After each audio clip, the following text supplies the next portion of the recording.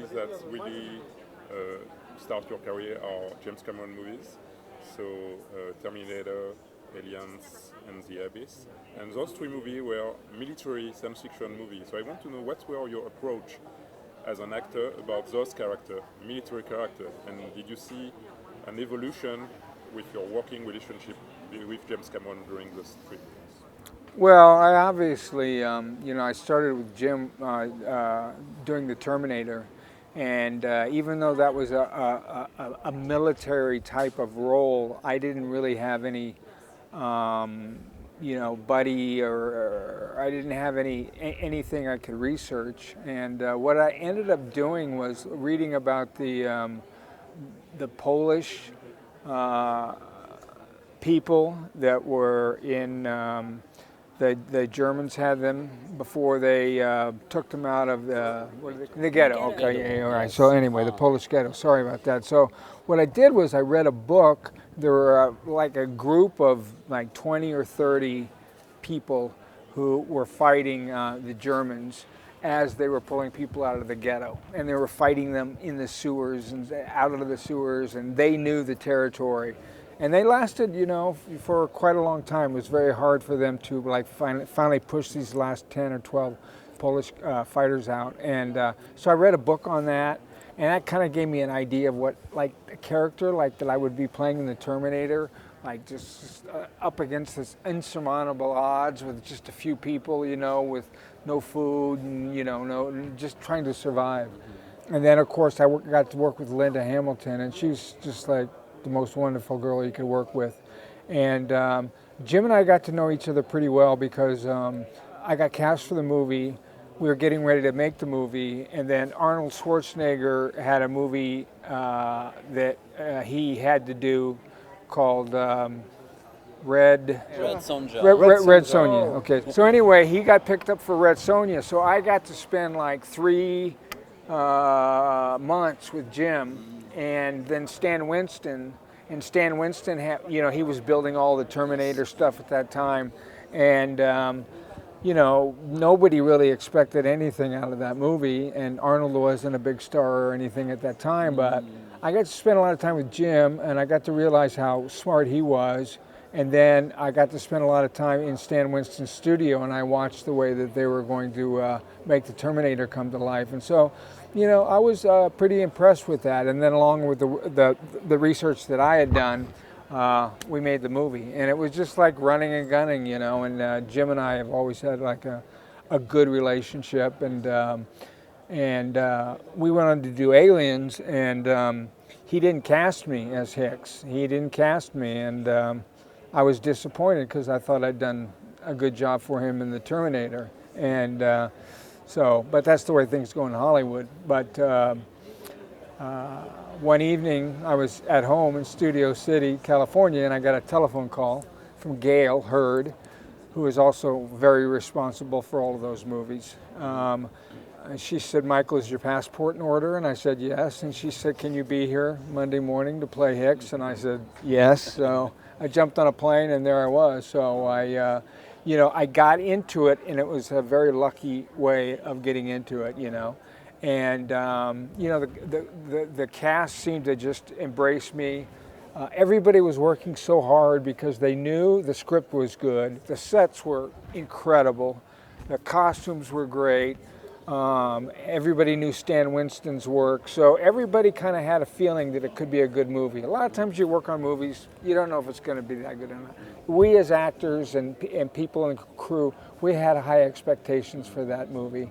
And, he delivered and did a great job with that. And so that just carried over to The Abyss, And I think that the only time that Jim Cameron has made even the slightest mistake in his career of 10 movies that he's made that have all made so much money and everything was the very end of The Abyss.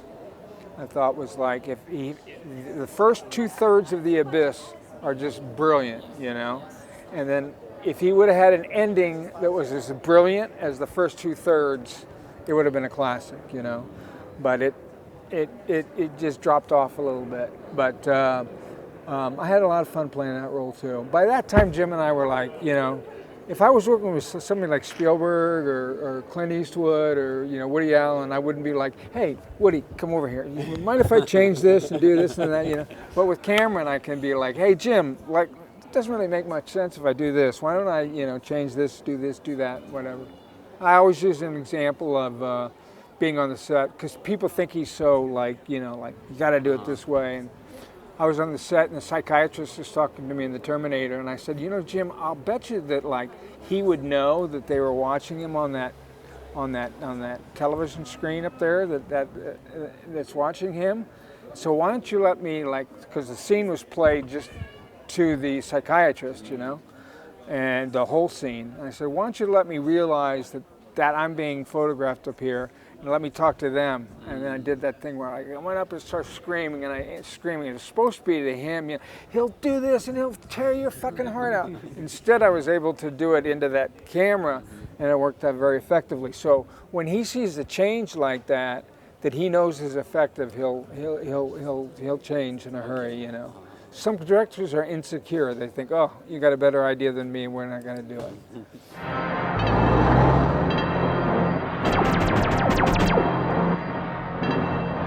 I'm here to help you. I'm Reese, DN 38416, assigned to protect you. You've been targeted for termination.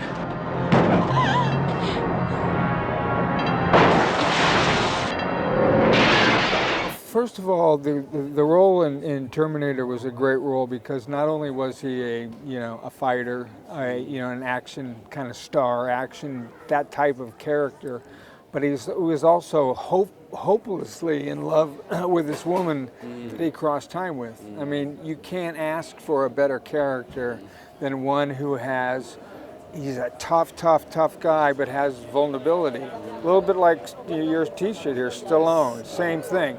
Tough guy, but he had his vulnerabilities, and that's why that character was so successful. And I think that's what made that character so successful. And there was also a little bit of that in Aliens with Sigourney, where you could see that this guy wasn't sure what was going on, but he knew that she was smarter than he was, and she would be able to make better decisions than he would. And Jim has obviously always written very strong characters, T2 and so on and so forth. And I like supporting my actress, when I'm working with them. And if it's easier for them to stand here or say a line there or cut something out, I'm always like, what can I do to make it the best for you? So it's easiest for you, to work, And so I like doing that as an actor. I like doing it as a man, and so I enjoyed it. I thought it was wonderful, because supporting a woman, it's a good thing. In life, I'm not as good, but in the movies, I do a better job. There's movement all over the place. 5 meters, man. 4.